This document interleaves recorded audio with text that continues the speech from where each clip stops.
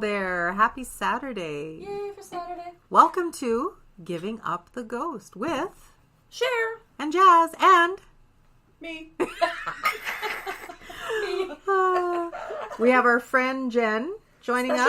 Special guest. In the pod lounge. We're making a nacho pig out. We had a nacho pig out. It was delish. Full. Oh, so full. More full than drunk today. Isn't that a surprise? Yep. Cheese sweats. She sweats. She's drunk. Market that. She sweats. Yeah. So we're here today. We are going to be talking about sleep paralysis and Hags. We had started it during our IKEA episode a couple weeks back, which was fabulous. We had a wealth of information and nobody really wanted to hear fuck all from us. No, they didn't want our story. But that's okay. Like, the interaction was fabulous. Is this the first time we've actually recorded after IKEA? It is. Oh my God. I think it is. That's is crazy. It I think is. so, yeah. Wow. We had so much fun. It's been that long? Holy Yeah, shit. it's Can't been believe it. reunited and it feels so good. And Jen is here because we're recording a few episodes like we like to do, and we're going to be talking about first responders and firefighters. So she's here with us, humoring us and eating with us and drinking with us and chilling. So full. So full. Ugh. Anyway, but yeah, so again, Giving Up the Ghost is the podcast that you chose to listen to, so that's on you. We're here And for you our own should choose entertainment. us. You should choose us. We've had lots of great feedback. Thank you, and a lot of good people out there. Wait. And cheers to Cheers. episode number... Cheers. Clink, clink, I think clink, we're clink. like 10 or 11 now. I don't know. I've lost track. And yeah, so we're here and... we're going to talk about Hags and sleep paralysis. Sherry, have you ever had sleep paralysis? I haven't actually. Have you? I have, actually. you? I've had quite a few. Really? Incidences, yes. I've had lots of weird shit when I sleep, but I've never actually had I've heard things. Like I think it's like hallucinations of noises, kind of. But I think for myself, I know it's sleep paralysis, so I just tell myself it's just a dream. It's just like I have to really say, no, this is just a dream. Yeah.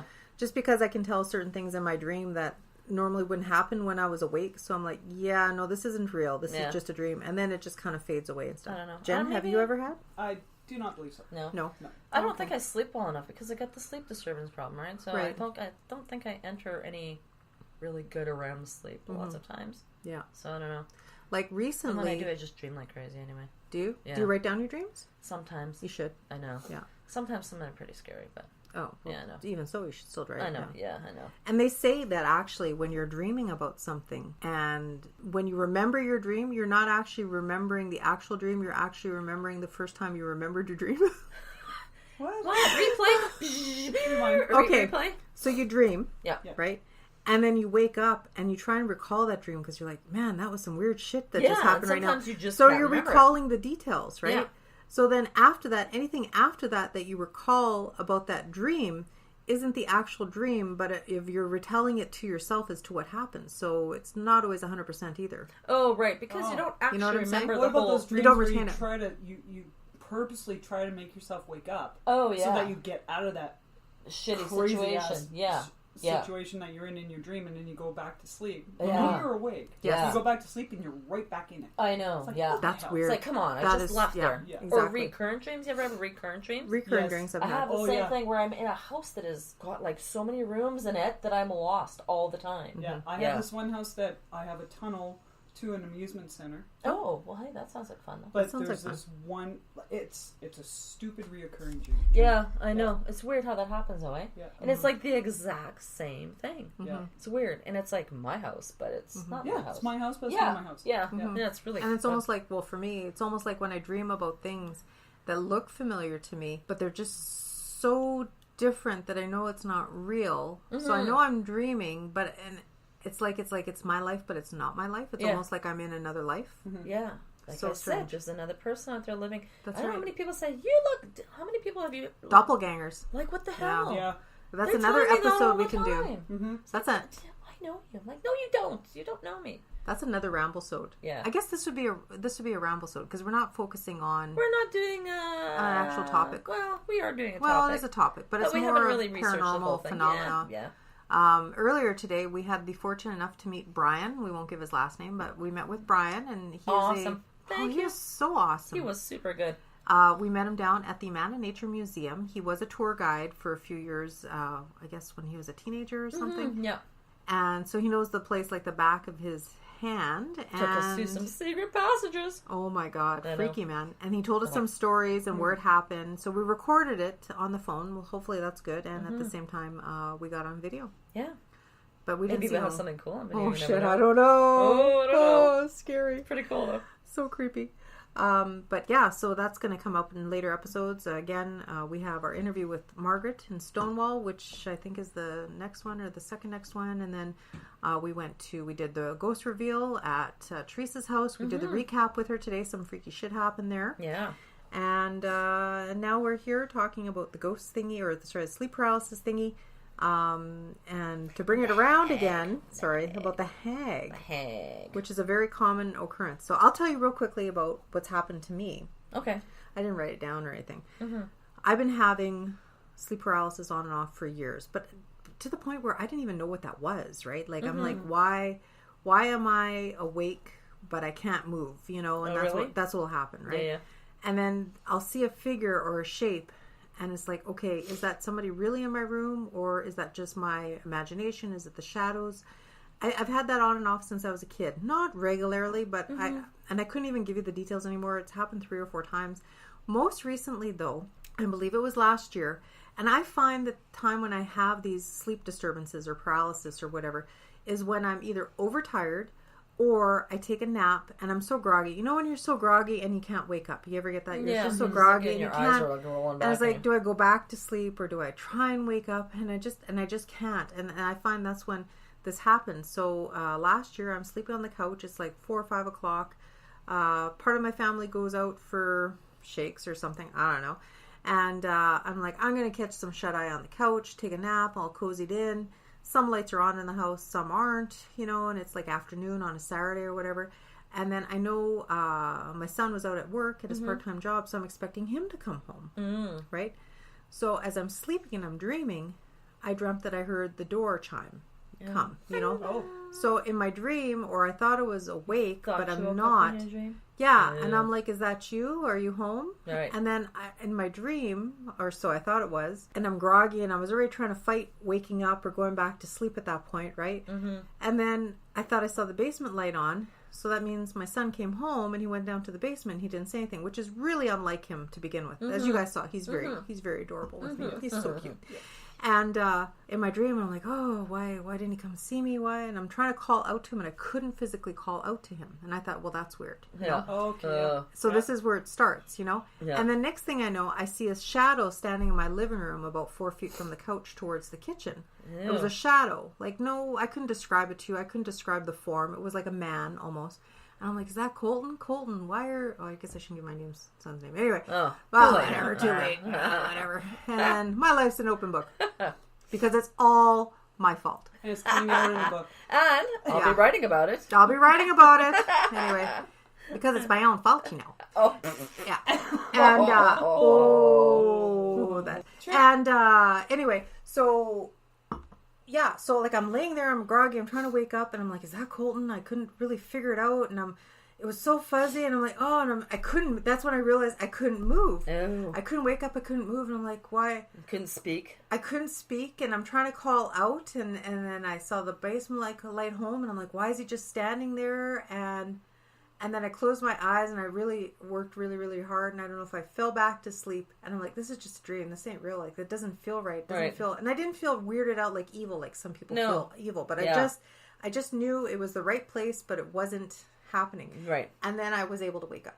Oh, and again, all the lights were on. Basement light wasn't on. Oh. And I called out to him, and he wasn't home. Oh. So it was just... whatever. Because in my mind, I guess I was playing out that he should be coming home. Right. And that was the next person I was expecting through the door. Right. And that was just a matter of like a year ago I had that. Oh.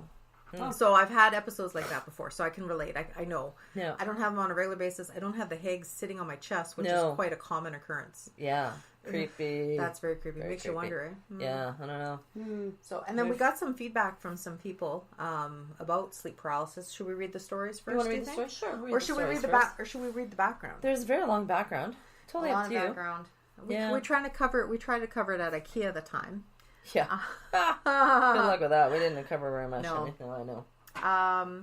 So it says, I've got a website here, and it says no sleeplessnights.com. And they talk about sleep paralysis stories, demons or hallucinations. And they go to say that sleep paralysis stories typically involve unusual or often extremely frightening experiences. Perhaps you've had one or two of these disturbing tales. Yes, I have. Yeah. And it's like, is it a demon? Is it a Do demon? they really exist? Is it know. science? I don't know. Is it logical? Well, I don't know. No, it's not logical. Not logical. Your mind plays tricks on you. I think too, if you got a lot in your mind, right? Oh, like, yeah. You know, Yeah. your mind will just Who knows what fuck happens you up there in that brain? I know. Like, exactly. Really. But the most common theme with the being, like groggy and just kind of like out of sorts, you feel like, I guess there's like a weight on your chest, like pressing down, preventing you from sitting up. But then it's worse than that. Then you can't move. You've got no bodily functions. Try peeing yourself. See what happens. You'll wake up pretty fucking fast. I'm awake. Oh my god. Or not. Yeah, or not, yeah. Maybe I'll pass, thank you. Yeah. But then some people get that feeling of impending doom. Like they feel like there's evil presence in the room. I mean, I've had those dreams as well, like where the sky's all nice and sunny, sort of like that Black Hole Sun video. Everything's all nice and cheery, and then all of a sudden the clouds change and everything goes dark. And I'm like, it's here. I've had that since I was a kid, and I feel it's here, like apocalyptic. Like it just... Really? And then you have to go hide. That's just me. Maybe not everybody feels that, but so what does it say? Like common experiences again. They say that this is from a study from 2011 on a review of 35 sleep paralysis studies. 7.6% it happens to the general public, 28.3% it happens to students, and 31.9% to psychiatric patients. Dun, dun, dun.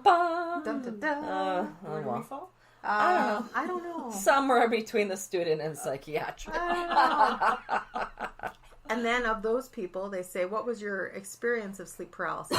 Oh, and this is based on 30,743 people. Holy shit, that's a big study. Yeah. So 28.8% said the experience was a demon or another being, which is probably the hag. Several of these, a combination of the demon and hag and stuff, was 24.3%. Of those felt crushed or strangled was 15%. Oh, that's the worst feeling. Hey? Yeah. An intruder, which was like kind of like mine, was 9.9 because I didn't feel evil, or I just felt like it was. Did you feel panicked when that was happening at all? Did you feel a heart rate go up? No, because I couldn't really move. Like I just was kind of incapacitated. Right. You know, Just somebody curious, roofied me. No, I'm just kidding. Yeah. Some believe, like when they had the sleep paralysis, they talked themselves out of it, and 9.3% felt like it never happened, and 6.1% had an out of body experience. Oh, yeah, that's cool. And it said, now, how scared were you? 110%. Now, on a scale of 1 to 10, 52.9% people were terrified. And then it goes down from there, obviously. Like, I'm sorry. You had to have been just shit your pants just a little bit. Well, yeah. Because, like, when it's unknown and you can't wake yourself. And you can't get up, and you can't move, that would be That would fall into the same thing when you know you're dreaming, but you're trying to scream and you can't scream, and you're telling yourself, it's a dream, but you can't do anything. But you can't do anything. No. So that's sleep paralysis. Yeah, exactly. Oh, it's kind of creepy shit. And then there was another poll. I won't go too much into this. But it said, what age... Again, this is based on 19,164 people. That's big. Still pretty high. Yeah. What age did you first have sleep paralysis? So from the ages of 13 to 19, 42.9%. Or 49.2. That's the Dead Horse Cider talking. Cheers, which is really good. Delish, because we opened up another can of some other kind of shit. And oh my God, it was not recommended. Better. Yeah, much better. So what age? 21.5% of people between the age of 20 to 29 first experienced it. Under 13% was 21.3%. And 30 plus was 8%. Oh, so what do you get the less it so happens? Maybe, I don't know. That's kind of a weird... Which is really sort of almost opposite what you'd think it'd be. Like, you figure people would be really stressed out. They sort of have more sleep issues. As they get older, right? Like, but more not people... really. Now we're talking like 13s. Maybe you're more susceptible. Is that the word? Susceptible, yeah. And younger. Life experience, too. So if you're younger and you don't have as much life experience, maybe that impacts it. Maybe. I don't know. Basically. Absolutely. All right. That's an inside joke. There we go. Now we're going to be screwed.